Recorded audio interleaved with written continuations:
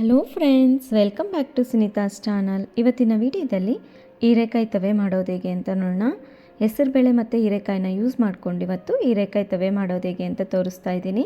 ತುಂಬಾ ಸುಲಭವಾಗಿ ಮಾಡ್ಕೊಂಬಿಡ್ಬೋದು. ಕಡಿಮೆ ಟೈಮಲ್ಲಿ ಹೀರೆಕಾಯಿ ತವೆ ರೆಡಿಯಾಗೋಗುತ್ತೆ. ಮಕ್ಕಳಿಗೂ ಸಹ ತುಂಬ ಇಷ್ಟ ಆಗುತ್ತೆ. ಬಿಸಿಯಾಗಿರುವಂಥ ಅನ್ನಕ್ಕಾಗಲಿ ಚಪಾತಿಗಾಗಲಿ ತುಂಬಾ ರುಚಿ ಕೊಡುವಂತಹದ್ದು. ಬನ್ನಿ ಆಗಿದ್ದರೆ ಯಾವ ರೀತಿಯಾಗಿ ಮಾಡೋದು ಅಂತ ನೋಡೋಣ. ಅದಕ್ಕೆ ನೋಡಿ ಒಂದು ಕುಕ್ಕರನ್ನು ತೊಗೊಂಡಿದ್ದೀನಿ. ಕುಕ್ಕರಲ್ಲಿ ಹೆಸರುಬೇಳೆಯನ್ನು ಹಾಕ್ಕೊತಾ ಇದ್ದೀನಿ. ಇದನ್ನು ಚೆನ್ನಾಗಿ ತೊಳೆದ್ಬಿಟ್ಟು ತೊಗೊತಾ ಇದ್ದೀನಿ ಹೆಸರುಬೇಳೆನ. ಇದನ್ನೇನು ನೆನೆಸಿಲ್ಲ ನಾನು. ನಿಮಗೆ ಹೆಸರುಬೇಳೆ ಬೇಡ ಅಂದರೆ ತೊಗರಿಬೇಳೆನೂ ಸಹ ಯೂಸ್ ಮಾಡ್ಕೋಬೋದು. ನೋಡಿ ಒಂದು ಅರ್ಧ ಕಪ್ಪಷ್ಟು ಹೆಸರುಬೇಳೆಯನ್ನು ತೊಗೊಂಡಿದ್ದೀನಿ. ಮತ್ತು ಅದರಲ್ಲೇ ಈಗ ನಾವು ಹೀರೆಕಾಯಿನ ಹಾಕ್ಕೊಳ್ಳೋಣ. ಒಂದು ದೊಡ್ಡ ಸೈಜಿಂದು ಹೀರೆಕಾಯಿನ ತೊಗೊಂಡಿದ್ದೀನಿ. ಸಿಪ್ಪೆ ಎಲ್ಲ ತೆಗೆದುಬಿಟ್ಟು ನೀಟಾಗಿ ಕಟ್ ಮಾಡಿಕೊಂಡು ಒಂದು ಮೀಡಿಯಮ್ ಸೈಜಲ್ಲಿ ಕಟ್ ಮಾಡ್ಕೊಂಡಿದ್ದೀನಿ. ತುಂಬ ಚಿಕ್ಕದಾಗೂ ಕಟ್ ಮಾಡ್ಕೋಬೇಡಿ, ತುಂಬ ದಪ್ಪವಾಗಿ ಕಟ್ ಮಾಡ್ಕೋಬೇಡಿ. ನೋಡಿ ಸ್ವಲ್ಪ ಅರಿಶಿನ ಹಾಕ್ಕೊಂಡಿದ್ದೀನಿ ಮತ್ತು ಸ್ವಲ್ಪ ರುಚಿಗೆ ತಕ್ಕಷ್ಟು ಉಪ್ಪನ್ನು ಹಾಕ್ಕೊತಾ ಇದ್ದೀನಿ. 1 ಸ್ಪೂನಷ್ಟು ಎಣ್ಣೆಯನ್ನು ಹಾಕ್ಕೊತಾ ಇದ್ದೀನಿ. ಎಣ್ಣೆ ಹಾಕ್ಕೊಳೋದ್ರಿಂದ ಬೇಳೆ ಚೆನ್ನಾಗಿ ಸಾಫ್ಟ್ ಆಗುತ್ತೆ ಅನ್ನೋದಕ್ಕೋಸ್ಕರ. ಮತ್ತು 1-2 ಲೋಟದಷ್ಟು ನೀರನ್ನು ಹಾಕ್ಕೊಂಡಿದ್ದೀನಿ. ಇದನ್ನೆಲ್ಲ ಹಾಕ್ಕೊಂಡು ಚೆನ್ನಾಗಿ ಮಿಕ್ಸ್ ಮಾಡ್ಕೋಬೇಕು. ಈಗ ಕ್ಯಾಪನ್ನು ಕ್ಲೋಸ್ ಮಾಡ್ಕೊಳ್ಳೋಣ. ನೋಡಿ ಈಗ 2-3 ವಿಜಿಲ್ಸನ್ನು ಹಾಕಿಸ್ಕೊತೀನಿ. ಅಷ್ಟರಲ್ಲೇ ಈಗ ಒಗ್ಗರಣೆಗೆ ರೆಡಿ ಮಾಡ್ಕೊಳ್ಳೋಣ. ಒಂದು ಬಾಣಲೆ ಇಟ್ಬಿಟ್ಟು 1-2 ಸ್ಪೂನಷ್ಟು ಎಣ್ಣೆ ಹಾಕ್ಕೊಂಡಿದ್ದೀನಿ. 1 ಸ್ಪೂನಷ್ಟು ತುಪ್ಪ ಹಾಕ್ಕೊತಾ ಇದ್ದೀನಿ. ತುಪ್ಪ ಬೇಕಿದ್ದರೆ ಹಾಕ್ಕೊಳ್ಳಿ, ಇಲ್ಲಾಂದರೆ ಸ್ಕಿಪ್ ಮಾಡ್ಕೊಳ್ಳಿ. ಮತ್ತು ನೋಡಿ ಸ್ವಲ್ಪ ಜೀರಿಗೆಯನ್ನು ಹಾಕ್ಕೊಂಡಿದ್ದೀನಿ, ಸ್ವಲ್ಪ ಕರಿಬೇವಿನ ಎಲೆಯನ್ನು ಹಾಕ್ಕೊಂಡಿದ್ದೀನಿ ಮತ್ತು ಮೆಣಸಿನ್ಕಾಯನ್ನು ಹಾಕ್ಕೊಂಡಿದ್ದೀನಿ. ಈ ತವೆಗೆ ನಾನು ಬೇರೆ ಏನು ಖಾರಕ್ಕೆ ಯೂಸ್ ಮಾಡ್ತಾ ಇಲ್ಲ, ಬರೀ ಗ್ರೀನ್ ಚಿಲ್ಲಿ ಅಷ್ಟೇ ಯೂಸ್ ಮಾಡ್ತಾ ಇರೋದ್ರಿಂದ ನಿಮ್ಗೆ ಎಷ್ಟು ಬೇಕು ನೋಡಿ ಖಾರಕ್ಕೆ ಅಷ್ಟು ಹಾಕ್ಕೋಬೋದು. ಇದೊಂದು ಸ್ವಲ್ಪ ಎಣ್ಣೆಯಲ್ಲಿ ಚೆನ್ನಾಗಿ ಬಾಡ್ಕೋಬೇಕು. ನೋಡಿ ಈಗ ಬೆಂದಿದೆ. ಇವಾಗ ಒಂದು ಸ್ವಲ್ಪ ಈರುಳ್ಳಿಯನ್ನು ಹಾಕ್ಕೊಳ್ಳೋಣ. ಒಂದು ಮೀಡಿಯಮ್ ಸೈಜಿಂದು ಈರುಳ್ಳಿಯನ್ನು ಚಿಕ್ಕದಾಗಿ ಕಟ್ ಮಾಡಿಕೊಂಡು ಹಾಕ್ಕೊತಾ ಇದ್ದೀನಿ. ಇದನ್ನೆಲ್ಲ ಒಂದು ಸ್ವಲ್ಪ ಕಲರ್ ಚೇಂಜ್ ಆಗೋವರೆಗೂ ಫ್ರೈ ಮಾಡ್ಕೋಬೇಕಾಗುತ್ತೆ.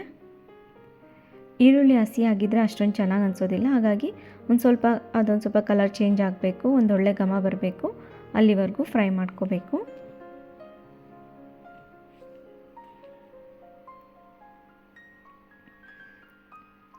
ನೋಡಿ ಇದೊಂದು ಸ್ವಲ್ಪ ಚೆನ್ನಾಗಿ ಬಾಡಿದೆ ಎಲ್ಲ.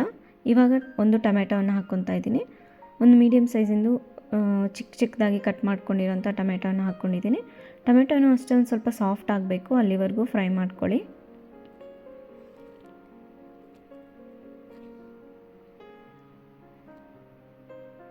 ಈ ರೆಸಿಪಿ ಅಂತೂ ತುಂಬಾ ಬೇಗ ಆಗೋಗುತ್ತೆ. ಜಸ್ಟ್ ನಾವು ಯಾರಾದರೂ ಬಂದಿದ್ದರೆ ಅವ್ರ ಜೊತೆ ಮಾತಾಡ್ಕೊತಾನೆ ಮುಗಿಸ್ಕೊಂಬಿಡ್ಬೋದು. ತುಂಬ ಕಡಿಮೆ ಟೈಮಲ್ಲಿ ಈ ರೀತಿ ಹೀರೆಕಾಯಿ ತವೆಯನ್ನು ಮಾಡ್ಕೊಂಬಿಡ್ಬೋದು.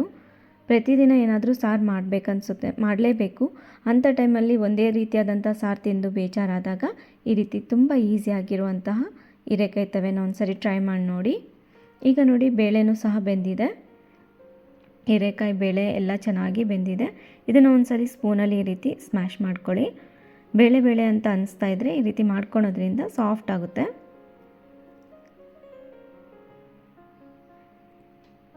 ನೋಡಿ ಈ ರೀತಿ ಆದರೆ ಸಾಕಾಗುತ್ತೆ. ಈ ರೀತಿ ಮಾಡ್ಕೊಂಡಾದ್ಮೇಲೆ ಈಗ ಇದನ್ನು ಒಗ್ಗರಣೆಯಲ್ಲಿ ಸೇರಿಸ್ಕೊಳ್ಳೋಣ. ನೋಡಿ ಒಗ್ಗರಣೆಯಲ್ಲಿ ಹಾಕ್ಕೊಂಡಾದ್ಮೇಲೆ ಸ್ವಲ್ಪ ನೀರನ್ನು ಹಾಕ್ಕೊಳ್ಳೋಣ. ಕುಕ್ಕರಲ್ಲಿ ಬೇಳೆ ಎಲ್ಲ ಇರುತ್ತಲ್ಲ ಅದನ್ನೆಲ್ಲ ಸೇರಿಸ್ಕೊಂಡು ಸ್ವಲ್ಪ ನೀರು ಹಾಕ್ಕೊಂಡು ಮಿಕ್ಸ್ ಮಾಡಿಕೊಂಡ್ರೆ ಆಯಿತು. ನಿಮಗಿನ್ನೂ ಗಟ್ಟಿ ಬೇಕು ಅಂದರೂ ಸಹ ಗಟ್ಟಿ ಮಾಡ್ಕೋಬೋದು, ಇಲ್ಲ ನೀರು ಬೇಕು ಅಂದರೆ ಇನ್ನೊಂದು ಸ್ವಲ್ಪ ನೀರನ್ನು ಸಹ ಹಾಕ್ಕೋಬೋದು. ನೋಡಿ ಚೆನ್ನಾಗಿ ಒಂದು ಸರಿ ಮಿಕ್ಸ್ ಮಾಡ್ಕೊಳ್ಳೋಣ. ಹೆಸರುಬೇಳೆ ಆಗಿರೋದ್ರಿಂದ ತಳ ಹತ್ತಬಾರ್ದು ಅನ್ನೋದಕ್ಕೋಸ್ಕರ ಅಷ್ಟೇ. ಇವಾಗ ಇದು ಒಂದು ಕುದಿ ಬರಬೇಕು. ಅಲ್ಲಿವರೆಗೂ ಒಂದು ಕ್ಯಾಪನ್ನು ಕ್ಲೋಸ್ ಮಾಡಿಕೊಂಡು ಒಂದು ಕುದಿ ಬರೋವರೆಗೂ ಬಿಡೋಣ.